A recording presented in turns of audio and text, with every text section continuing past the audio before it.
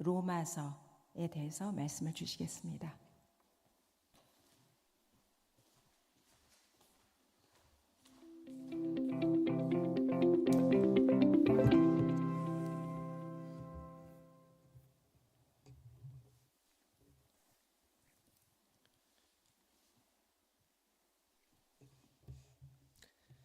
사랑하는 성도 여러분, 안녕하십니까?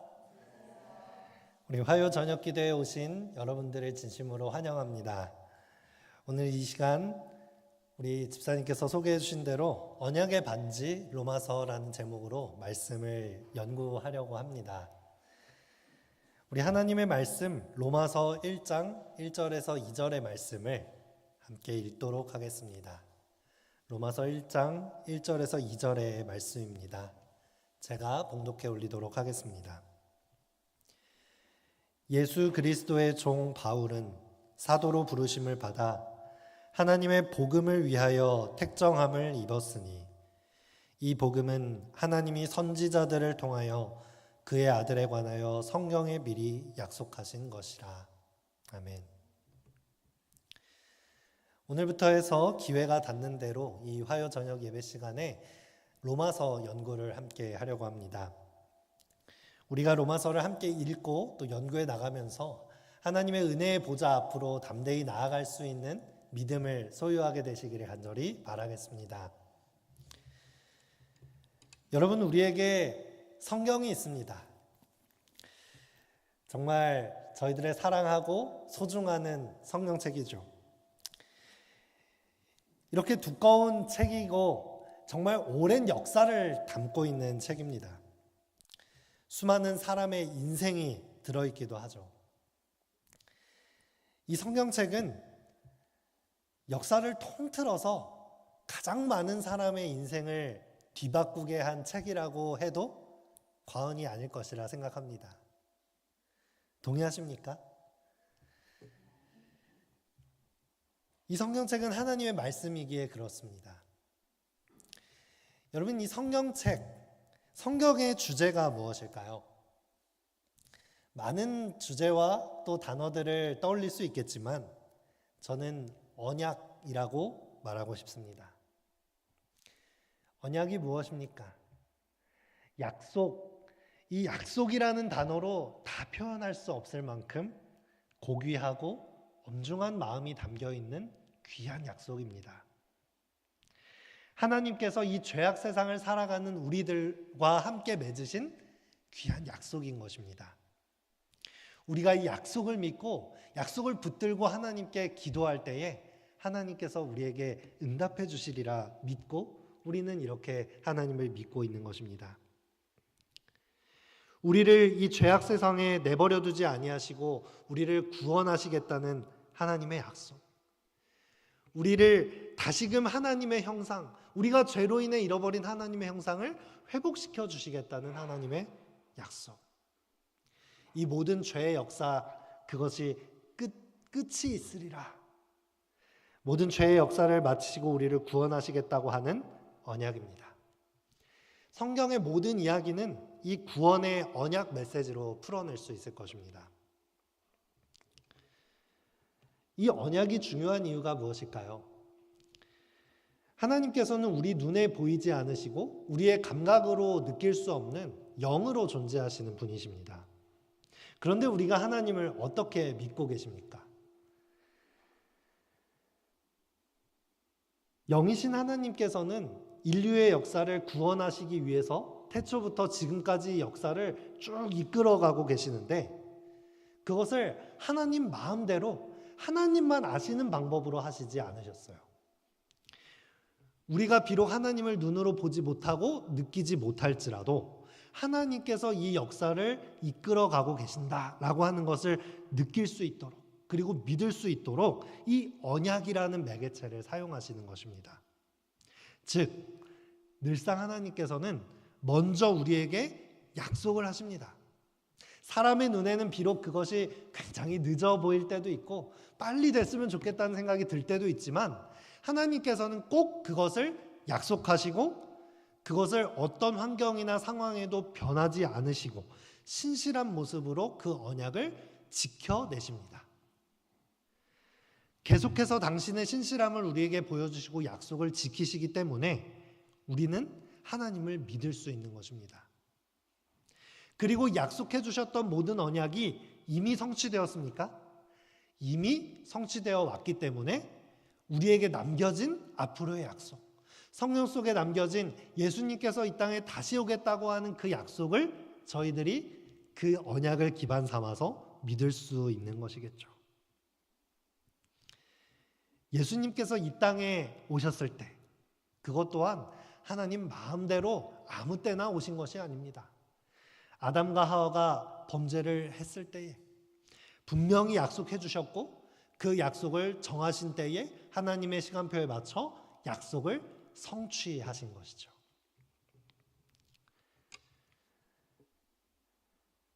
우리가 세상을 살아가면서 할 수 있는 가장 큰 언약이 있다면 그것은 아마 결혼 언약일 것입니다.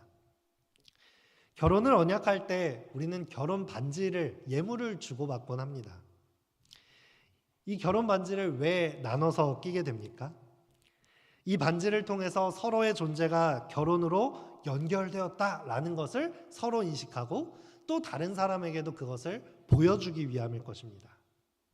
요즘 사람들은 이 언약을 맺으면 너무나도 나의 삶에 나의 자유를 뺏기고 내 인생의 자유가 없어진다고 생각해서 이 결혼을 하기 싫어한다고 합니다. 그렇습니다. 언약을 맺으면 그만큼 내 삶은 불편해질 수도 있어요.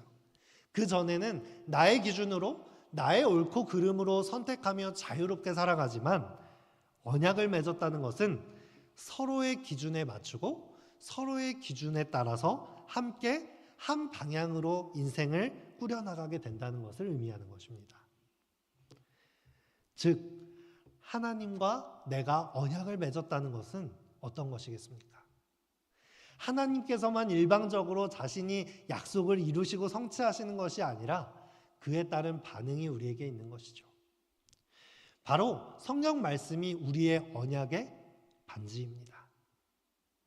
이 언약의 증거인 성경 말씀대로 우리가 살아간다면 이 사람은 하나님과 언약을 맺고 살아가는 사람이구나 알 수 있는 것이고, 이 사람이 성경 말씀을 무시하고 내 마음대로 살아가고 있다면 하나님과 언약을 맺지 않은 사람이구나 라고 생각할 수 있을 것입니다.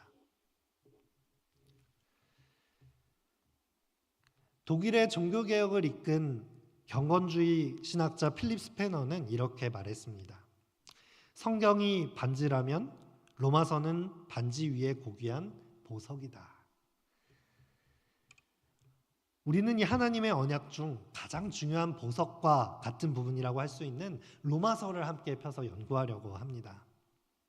이 로마서는 종교개혁을 이끈 루터나 감리교회의 창시자 웨슬리, 또 우리 엘렌 G 화이트에게도 많은 영감을 준 복음의 책입니다. 우리가 이 로마서 연구를 통해서 이 종교개혁자들이 느꼈던 이 회심의 마음을 우리 마음속에 다시 한번 경험할 수 있게 되기를 바라겠습니다. 자, 로마서가 왜 성경이 말하는 이 언약의 주제, 이 모든 주제를 가장 잘 설명하는 가장 빛나는 보석과 같은 책이 되었을까요? 로마서가 쓰여진 배경을 보면서 한번 그 의미를 살펴보도록 하겠습니다. 우리 신약 성경을 살펴보면 신약에 예수님의 이야기를 담은 사복음서, 또 역사서인 사도행전, 예언서인 요한계시록, 이 6권의 책을 제외하고 나면 모두 서신서의 형식을 띤 책으로 이루어져 있습니다. 즉 편지글이라는 것입니다. 21통의 편지들이 있는데 그 중에 14통, 3분의 1에 해당하는 성경은 바울이 쓴 편지서로 구분이 되어서 바울서신이라고 합니다. 이 로마서는 바울서신 중에 맨 첫 번째 자리를 차지하고 있는 것이죠. 그런데 이 로마서는 바울 서신들 중에도 조금 특별한 배경을 가지고 있습니다. 다른 편지들은 이미 바울이 개척한 교회, 자신이 그 지역에 가서 세운 교회, 혹은 자신이 만났던 사람들에게 보내는 편지였습니다. 자신이 가서 교회를 개척하고 자신이 지도할 때는 문제가 없었는데 바울은 선교 여행을 떠났죠. 여행을 떠나서 또 다른 교회에 가 있으니 그 교회에 뭐가 생기기 시작합니까? 문제가 생기기 시작하는 거예요. 여러 가지 논쟁이 생기고 또 의문점이 생기니까 사자를 보내서 바울 선생님, 우리 교회에 이런 문제가 생겼습니다. 이런 궁금증이 있습니다. 어떻게 하면 좋을까요? 라고 질문을 던졌을 때에 바울이 그것에 대해서 답변을 쓴 것이 바울 서신의 주된 내용들입니다. 그런데 이 로마서는 바울이 아직 로마에 가기 전에 쓰여진 편지입니다. 바울은 늘 이 도시를 거점으로 해서 선교를 하는 방식을 그 방법으로 삼았는데요. 로마는 그 당시에 세계의 중심이 되는 수도였고 가장 큰 도시였습니다. 그렇기 때문에 이 바울은 어디에 가고 싶었을까요? 로마에 가고 싶었을 것입니다. 그런데 이 로마에 가고 싶었지만 이상하게도 성령 하나님께서는 계속해서 그 가는 길을 막으셨습니다. 로마에 가고 싶지만 가지 못하게 된 이때에 이 로마에 가고 싶은 마음을 담아서 쓴 편지가 로마서라는 것입니다.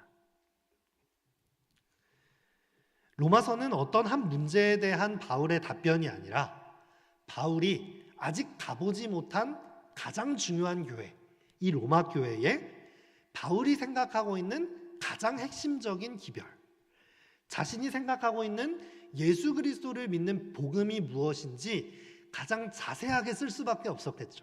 왜냐하면 아직 만나지 못했으니까요. 그래서 이 로마서를 살펴보다 보면 바울이 이 로마 교회를 향한 아주 간절한 마음을 우리가 엿볼 수 있고요. 아주 논리정연하게 예수 그리스도를 믿는 것이 무엇인지 정리했다는 것을 우리가 알 수 있습니다. 즉, 이 로마 안에 있는 로마 종교, 황제를 숭배하는 로마 시민들과 또 우상들을 섬기고 있는 온갖 잡신을 섬기고 있는 이방인, 혹은 예수님을 아직 믿지 못하고 있는 유대인들에게 여호와 하나님을 믿는 동시에 하나님께서 우리에게 구원자로 보내신 예수님을 믿어야 한다라는 것을 가장 자세하고 논리정연하게 기록한 최초의 기독교 교리서가 된 것이 바로 이 로마서인 것입니다. 그렇다면 우린 여기서 한 가지 궁금증이 생깁니다. 우리가 사도행전을 살펴보면 초대 교회들이 생겨나는 역사들을 보게 되는데요. 사도 바울이 가서 교회를 개척하거나 또 다른 여러 사도들이 그 지역에서 선교를 함으로써 교회가 생겨났다는 것을 알 수 있습니다. 그런데 아직 사도 바울이 로마에 갔습니까? 못 갔습니까? 아직 가지 못했는데 어떻게 이 로마 교회가 생겨났는가 하는 궁금증이 생겨날 수 있는 것이죠.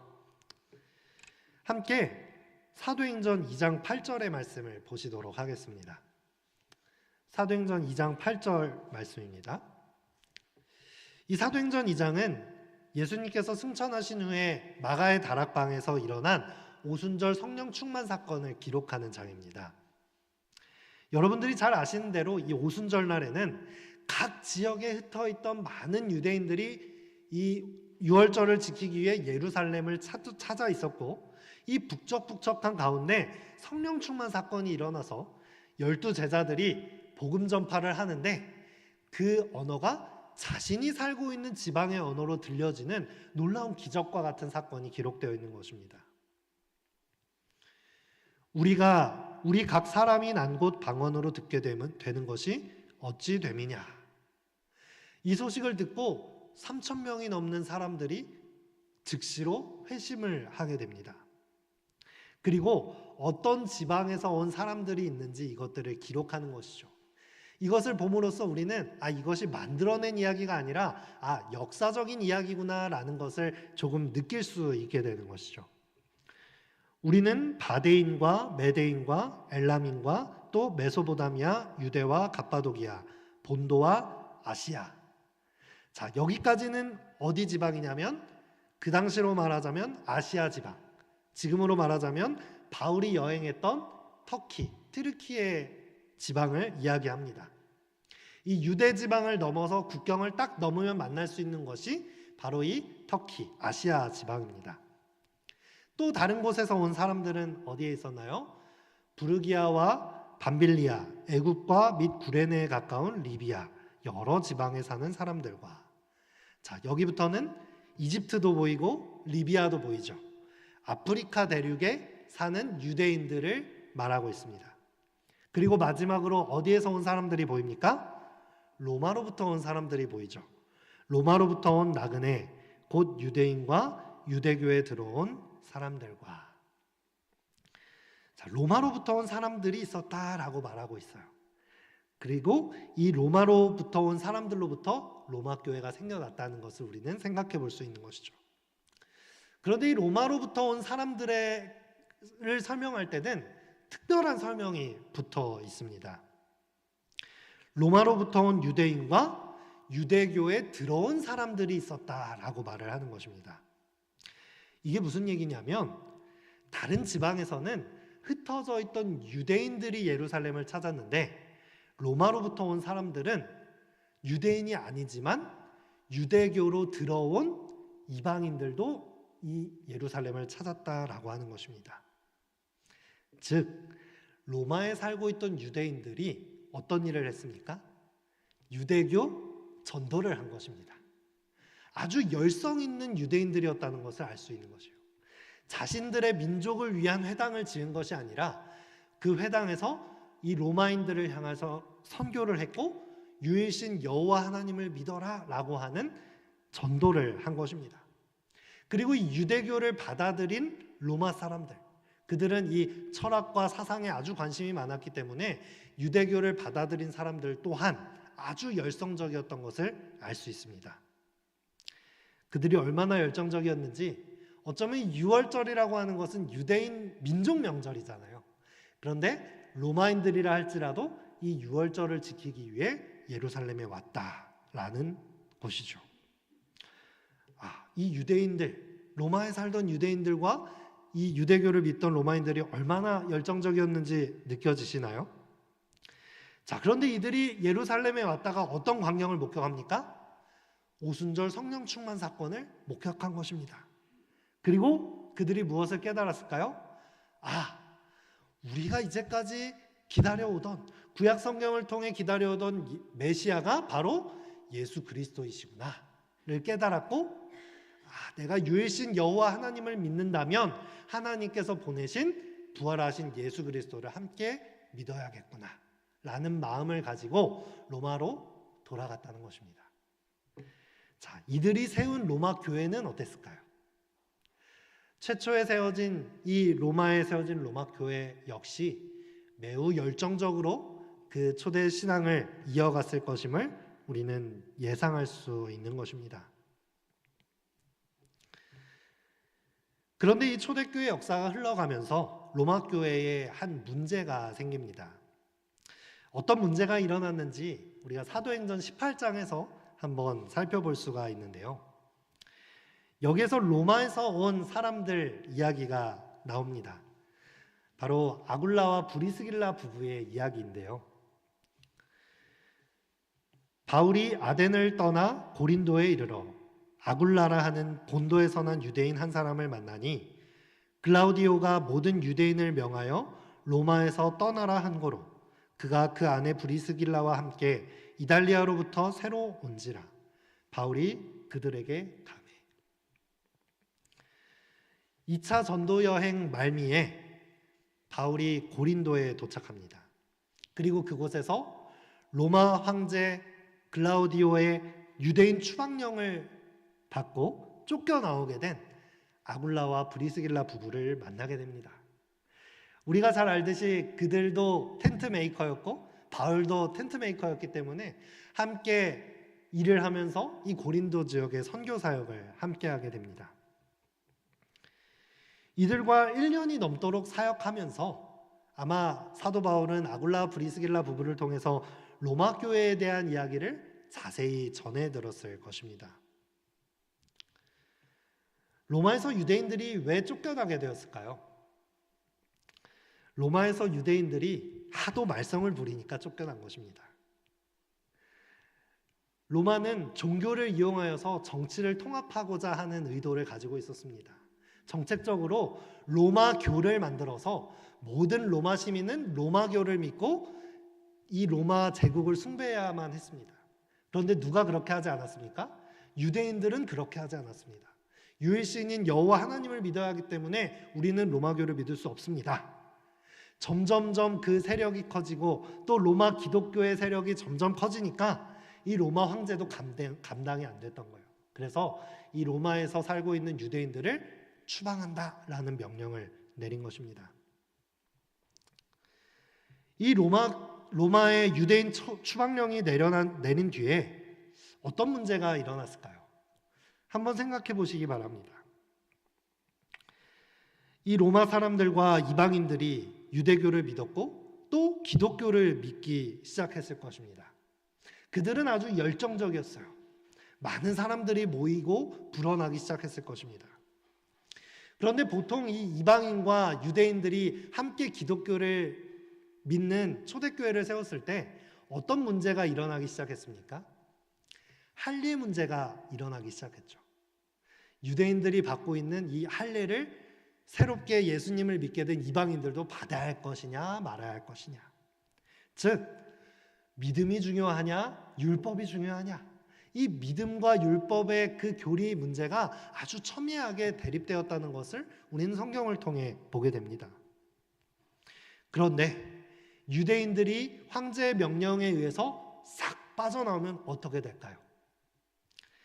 그래도 어떤 율법의 그 중심과 성경 말씀대로 우리가 예수님을 믿어야 한다고 하는 그 입장을 고수하고 있던 유대인들이 빠져나가고 나니 급진적으로 자유로운 분위기가 이 교회에 순식간에 들어서게 되겠죠. 더 나아가서는 순식간에 이 로마 지방의 잡다한 종교적 문화들, 우상 숭배를 하는 문화들이 이 로마 교회에 흘러 들어왔을 것입니다. 즉 기독교가 시작되었는데 교회의 덩치와 규모는 점점 커지기는 했는데 성경 말씀과 율법, 그 핵심과 알맹이를 가르쳐줄 사람이 없어져 버린 것입니다. 아굴라 브리스길라도 아마 이 로마 교회의 모습을 매우 걱정했을 것입니다.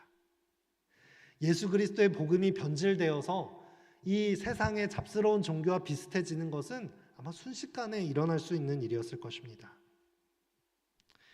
바울 역시도 그 이야기를 전해 듣고 어떻게 마음먹었을까요? 그래, 내가 꼭 로마로 가야겠다.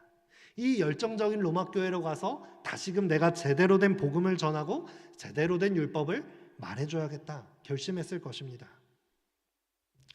그런데 바울이 로마에 갔어요? 못 갔어요? 못 간 것입니다. 바울은 예루살렘을 출발해서 로마로 가기 위해서 3차 선교 여행을 떠났습니다. 그리고 고린도까지 다시 도착했습니다. 그런데 로마로 향하지 못했어요. 그때 예루살렘에 큰 기근이 일어나면서 바울은 이 기회를 놓칠 수가 없었습니다.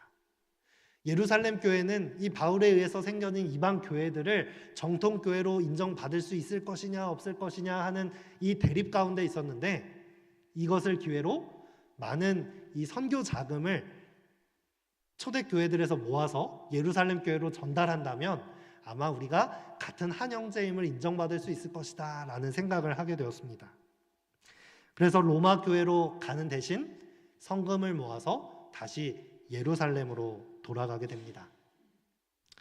로마로 가게 되는 계획이 어그러지면서 쓰게 된 편지가 바로 로마서입니다. 자신은 예루살렘 교회로 돌아가고 집사 베베라는 집사님을 통해서 이 로마서를 손에 들리어 로마 교회로 전달하게 됩니다. 바울이 로마에 직접 가지 못하고 로마로 보내는 편지인 로마서가 기록될 수 있었다는 것은 이것 또한 하나님의 섭리임을 발견하게 됩니다. 바울이 그때 당시에 자신의 걸음을 계속해서 막으시는 성령의 이 음성을 이해할 수 있었을까요?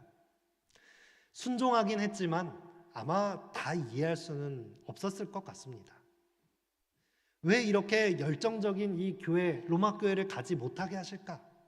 가장 중심이 되는 이 도시에 복음이 전해진다면 이 복음이 더 빠르게 전파될 수 있을 텐데. 그런데 이 로마서는 로마 교회에만 전달될 책이 아니었던 것이죠. 후대에 이 로마서를 읽는 종교 개혁자들이, 그리고 오늘 또 로마서를 펴져서 연구하고 있는 이 시대의 기독교인들이 예수 그리스도를 믿는 복음이 무엇인지 가장 잘 이해할 수 있는 기초가 되는 책 로마서가 이러한 섭리에 의해서 기록되었다는 것입니다.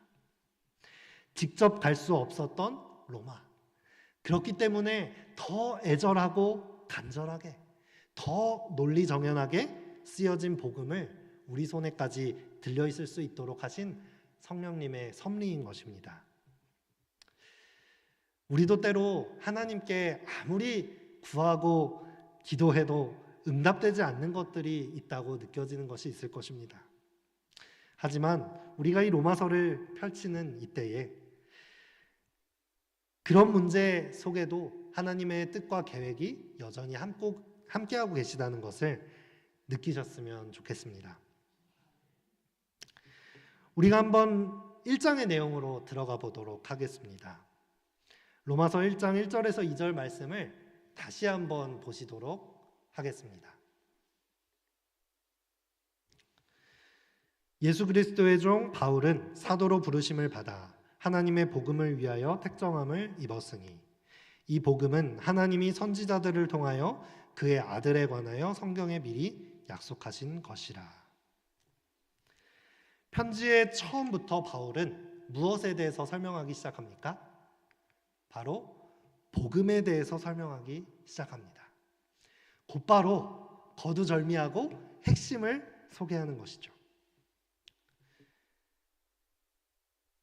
바울의 편지서들이 14권의 편지서가 있다고 말씀드렸죠. 옛날에 쓰여진 이 책들이 어떻게 바울에 의해서 쓰여졌다라고 생각하냐면, 많은 성경학자들은 그 편지 서두에 있는 바울의 인사말을 보면서 바울이 땡땡땡에 있는 성도들에게 은혜와 평강이 있기를 바랍니다, 항상 이렇게 인사말을 썼다고 합니다. 그래서 이 인사말이 있으면 바울이 쓴 편지구나 라는 것을 유추할 수 있었던 거죠. 그런데 이 로마서는 어떻습니까? 그 흔한 인사말도 하지 않고 곧바로 복음의 핵심을 전달하기 시작합니다. 로마서 1장 1절에서 6절은 어떠한 인사말이나 미사어구나 다른 칭찬이나 이런 것들이 있지 않습니다. 가장 로마서의 핵심이 되고 로마서를 가장 짧게 요약한 6절의 구절이 로마서 1장 1절에서 6절까지 복음의 핵심을 설명하고 있습니다. 바울은 아직 가보지 않은 교회였기 때문에 이 글을 쓰고 있는 자기 자신을 소개할 수도 있었을 거예요. 나는 베냐민 지파 출신의 유대인이고 뼈대 있는 가문의 출신이고 나는 가말리엘 학파에서 수학한 똑똑한 사람입니다. 저의 말을 한번 들어보시죠. 이렇게 말을 할 수도 있었을 것입니다. 제가 로마 교회에 다니고 있던 아굴라 브리스길라 부부를 잘 알고 있어요. 여러분과 잘 알고 계시죠? 안부를 전하면서 조금 친밀감을 가지면서 이 편지를 써나갈 수 있지 않았을까요? 로마는 정말 멋있는 도시고 콜로세움이 있다고 들었습니다. 가장 멋진 도시에 좋은 교회가 있다고 들었는데 이 편지를 한번 읽어보시죠. 이렇게 칭찬을 하면서 관심을 끌 수도 있었을 것입니다. 하지만 이 모든 것들은 바울에게 있어서 두 번째였습니다. 바울은 다른 어떤 것으로 이 복음의 순수성을 해치기를 원하지 않았던 것입니다. 그가 이 로마서를 통해서 전해야 할 가장 중요한 복음이 변질되지 않기를 바랬던 것입니다. 그는 단도직입적으로 복음을 전하기 시작합니다. 먼저 이 1절은 그 당시 이 글을 읽게 될 헬라인들에게 아주 직접적으로 영향을 미치는 구절입니다. 나 바울은 여러분들에게 복음을 전하기 위해 특별히 하나님께 선택된 사람입니다 라고 말하면서 이 로마서의 주제인 복음에 대해서 이야기를 꺼내고 있죠. 이 복음이라는 단어는 어떠한 단어인가요? 우리가 교회를 다니는 사람들이라면 그냥 너무 친숙하게 어떤 교회 안에서 쓰는 용어, 너무 친숙하게 듣는 종교적인 용어로 우리는 듣게 될 것입니다. 그런데 이 헬라인들에게 있어서는 이 복음, 유앙겔리온이라고 하는 단어는 아주 일상적으로 쓰이는 단어였어요. 그 뜻은 핫 이슈, 약간 이런 뜻을 가진 키워드였습니다. 무언가 솔깃하고 우리를 기분 좋게 하고 행복하게 할 만한 소식, 뉴스 토픽이 되는 것을 유앙겔리온이라고 표현하였습니다.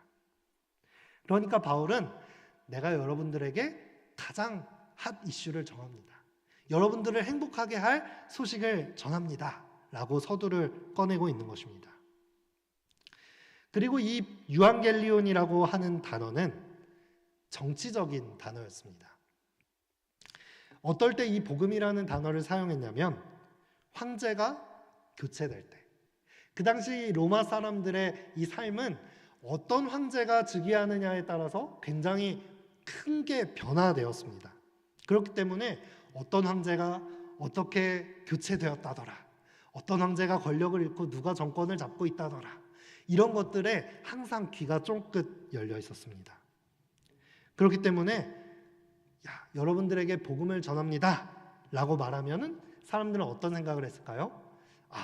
우리를 행복하게 할 어떤 정책이 발표됐을까?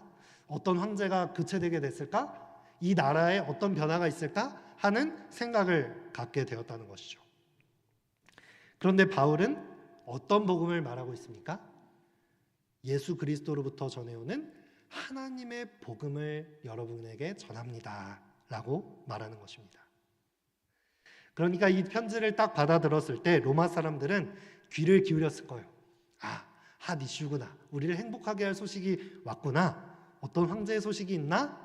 했는데 황제의 이야기가 아니라 누구의 이야기입니까? 하나님의 이야기구나.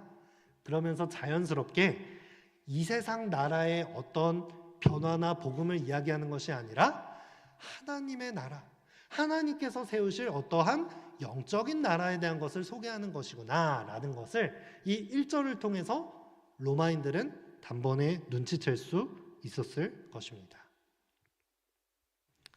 자, 그 다음 2절의 말씀을 보실까요?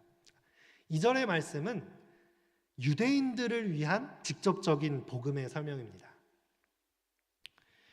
1절에서 헬라인들에게 귀가 쫑긋 세워질 만한 이 복음이라는 화두를 던지고 2절에서는 그 로마 지역에 살고 있는 유대인들이 관심을 가질 만한 복음의 소식을 전하는 것입니다. 이 복음은 하나님께서 오래전에 예언자들을 통해 성경에 약속하신 그리스도 예수에 대한 소식입니다 라고 말을 하는 것입니다. 예수 그리스도의 복음은 유대인들의 전통이나 유대인들의 종교를 다 무시하는 것이 아니라 여러분들이 그토록 기다리고 믿고 기다려오던 하나님의 언약, 하나님께서 보내실 그 메시아가 바로 부활하신 예수 그리스도입니다 라고 설명을 해주시는 것입니다. 그러니까 유대인들 또한 이 로마서의 서두를 읽으면서 관심이 갔을까요? 네, 관심이 갔을 것입니다. 내가 그렇게 기다리던 메시아가 이 땅에 오셨다고 하면서 이 편지를 읽어 나가는 것입니다. 그 다음 3, 4절의 말씀을 계속해서 보시겠습니다. 이 3, 4절의 말씀 또한 그 당시 로마에서 이 신앙을 시작하고 있는 그리스도인들에게 아주 핵심을 짚어주는 말씀입니다. 우리 3, 4절의 말씀은 함께 읽어볼까요? 시작. 그의 아들에 관하여 말하면 육신으로는 다윗의 혈통에서 나셨고 성결의 영으로는 죽은 자들 가운데서 부활하사 능력으로 하나님의 아들로 선포되셨으니 곧 우리 주 예수 그리스도시니라.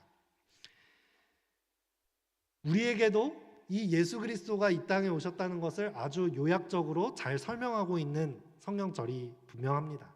그런데 이 당시의 사람들에게는 더 효과적으로 다가가는 설명이라고 할 수 있습니다. 3절에서는 예수님의 영적인 부분을 다루고 있고 4절에서는 예수님의 육적인 부분을 나누어서 설명하고 있습니다.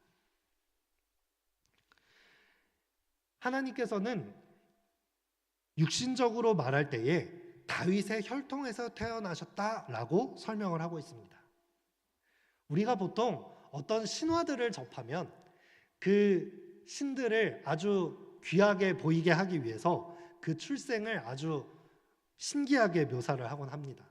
알에서 태어났다거나 하늘에서 뭐 빛이 나와서 태어났다거나 뭐 이런 식으로 설명을 하는데, 예수님께서는 어떻게 태어나셨다고요? 다윗의 혈통을 통해서 태어나셨다. 즉 완전한 인간이셨다. 우리의 인간의 역사 속에서 그 족보를 가진 완전한 인간이신 분이셨다라고 설명을 하는 것입니다. 그리고 그와 동시에 4절에서는 완전한 인간이시지만 십자가에 달려 돌아가셨다가 부활하심으로 다시 하늘에 올라가서 하늘 보좌에 앉으사 하나님의 아들로 임명을 받은 완전한 하나님이심을 동시에 설명하고 있는 것입니다. 이것이 그들에게 꼭 필요한 설명일 수 있는 이유는 초대교회 당시 가장 교회를 어렵게 하던 이설, 어떠한 사상이 있었는데 그것이 바로 영지주의였습니다. 이 영지주의라고 하는 것은 영과 육이 절대 하나가 될 수 없다라는 철학 사상이었어요. 영은 매우 귀중한 것으로 추앙을 받았고 육체적인 것은 매우 부정한 것으로 취급을 당했습니다. 그래서 사람들은 내 몸은 그냥 쾌락적으로 어떻게 되든 병이 들든 아무 상관없이 고고한 철학을 추구하면서 내 영만 깨끗하게 하면 우리 인생이 행복해질 거야 라는 생각을 가지고 있었습니다. 그런데 우리가 이 예수 그리스도의 복음을 이해한다는 것은 어떤 것입니까? 완전하신 하나님께서, 정말 이 온 우주를 창조하신 완전한 신이신 하나님께서 그 모습을 버리시고 이 땅에 오셔서 인간이 되셨다라는 것을 이해할 때에 우리가 하나님의 사랑을 이해할 수 있게 되지 않습니까? 그런데 이 영지주의를 가지고 있던 사람들이 완전한 하나님이시면서 동시에 완전한 인간이라고 하는 예수님을 받아들인다는 것이 매우 큰 걸림돌이 있었던 것이죠.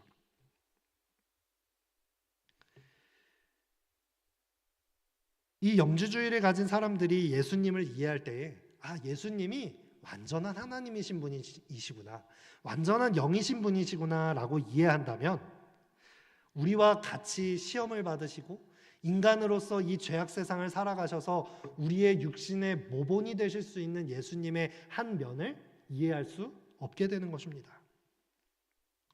또 한 극단은 어떻게 될까요? 예수님을 단지 한 인간으로만 바라보게 된다면 예수님께서 부활하셔서 하나님이 되어셔서 우리를 구원하실 신이 되신 것이 아니라 그냥 우리가 본받을 성인 군자나 위인 중 한 명 정도로 취급받을 수밖에 없게 되겠죠. 그렇기 때문에 이 영지주의에 빠진 그리스도인들은 완전한 하나님의 언약과 이 구속의 계획을 이해할 수 없기 때문에 사도 바울은 예수님의 영적인 측면과 육적인 측면을 나누어서 정확하게 설명하였던 것입니다. 지금 우리가 사는 세상은 어떻습니까? 비록 우리가 영지주의에 빠진 것은 아닐 수 있겠지만 이 세상에 너무나도 흔하게 퍼져 있는 사상들을 그냥 나의 생각의 기반으로 잡을 때에 예수님이 말씀하시는 성경 말씀에서 이야기하는 이 언약의 사상들을 이해할 수 없게 만드는 사상들이 정말로 많습니다. 현대인들은 과학을 맹신합니다. 과학적으로 설명되고 이성적으로 설명되어야지만 현실적으로 받아들여질 수 있는 지식이라고 생각합니다. 그렇기 때문에 이 역사 가운데 그 어느 때보다도 비교할 수 없을 만큼 종교 자체가 아주 멸시받는 요즘 세상을 볼 수 있죠. 과학적으로 설명할 수 없기 때문에 우리가 받아들여도 되지 않을 그런 지식으로 치부하는 것입니다. 우리가 너무나도 쉽게 받아들이는 황금 만능주의는 어떻습니까? 돈이면 다 돼. 돈을 마치 하나님처럼 전지전능하게 생각하고 살아가는 현대인들이 얼마나 많습니까? 신앙을 아주 비현실적이고 종교에 헌금을 내는 것을 아주 낭비하는 돈으로 생각하는 사상이 아주 일상적입니다. 인본주의는 어떻습니까? 우리에게 자유와 인권을 주신 하나님을 배제하고 맹목적으로 이 인권을 높이기 시작하면 정말 이상한 일들이 일어나기 시작합니다. 남자와 여자의 성이 무너지고 성별이 무너져서 이제는 정말 성적으로 타락한 세상을 마주하게 되고, 사람들이 그저 자신의 논리로 설명만 하면 다 진리가 되는 세상입니다. 성경 말씀이 절대적인 진리다라고 말하면 아주 소통할 수 없는 아주 무식한 사람으로 취급을 받는 것이 현대 사회입니다. 바울은 이러한 세상에, 이런 주류를 이루고 있는 사상에 하나님의 복음의 사상을 정면으로 던지고 있는 것입니다. 사랑하는 성도 여러분, 바울은 이 로마서라는 편지를 기록하면서 이 복음이라고 하는 것, 하나님 말씀에 약속된 이 언약을 서두에 강력한 메시지로 던지고 있습니다. 자신의 어떠함도, 자신이 내세울 수 있는 어떠한 배경도 말하지 않고 그 사람들에 대한 칭찬도 다 접어두고 복음을 말하기 시작하는 것입니다. 왜냐하면 이 편지를 다 읽을 사람도 있겠지만 그냥 앞페이지만 펼쳤다가 덮을 사람도 많이 있을 거예요. 하지만 잠깐이라도 이 편지를 읽을 사람이라면 예수 그리스도의 복음을 알게 되기를 바라는 간절한 바울의 마음이 담겨 있는 것입니다. 우리에게도 때로는 이런 마음들이 필요한 것 같습니다. 우리는 세상에 보내진 그리스도의 편지입니다. 우리는 그리스도의 편지로서 어떠한 메시지를 세상에 던지고 있습니까? 사람들이 나라는 편지를 읽을 때에 어떠한 메시지를 읽게 될까요? 우리는 때로 복음을 말하지 않고 빙빙 말을 돌리기만 하는 것 같습니다. 예수 그리스도를 전하기보다는 그냥 좋은 이야기, 세상의 사상에 반하지 않는 그런 교훈들에 묻어서 복음을 살짝 녹여서 이야기하거나, 남들보다 더 착하고 양심적으로 살아가면서 그저 사람들에게 좋은 모습을 비추다 보면 언젠가 사람들이 저 사람은 참 착한 사람이네, 알고 보니 그리스도인이구나, 알고 보니 재림교인이었네, 나도 예수님을 믿어볼까? 이렇게 전도하기를 바라는 마음들이 있습니다. 직접 복음을 전하고 전도를 하는 것이 요즘 세상에는 미덕이 아니어 보입니다. 예수님을 전하고 복음을 전하는 것이 매우 어렵고 존중받지 못하는 일처럼 보입니다. 하지만 그런 세상의 이 시대의 흐름에 우리가 휩쓸려 가다가는 우리가 복음을 전하지 못할지도 모릅니다. 나라고 하는 이 편지를 끝까지 읽을 사람도 있지만 그렇게 참을성 있게 끝까지 읽어줄 사람이 많지 않을 수 있기 때문입니다.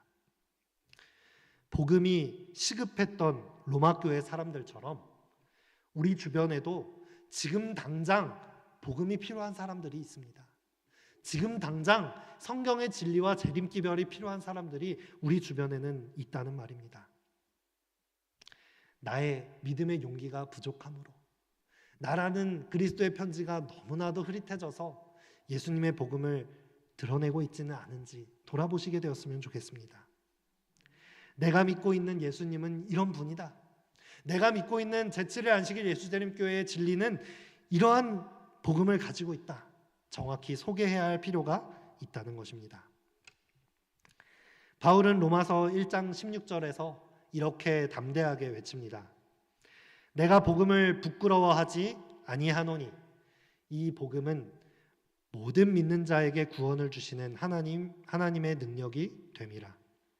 먼저는 유대인에게요, 그리고 헬라인에게로다. 우리 모두가 로마서를 연구하면서 내가 믿는 이 복음이 부끄러움이 되지 않고 나를 행복하게 하는 진정한 복음 되시기를 간절히 바랍니다. 내가 그 복음의 행복을 누리고 또 다른 누군가에게 꼭 전해주고 싶은 그런 소식이 되기를 간절히 바라겠습니다. 말씀을 마치겠습니다.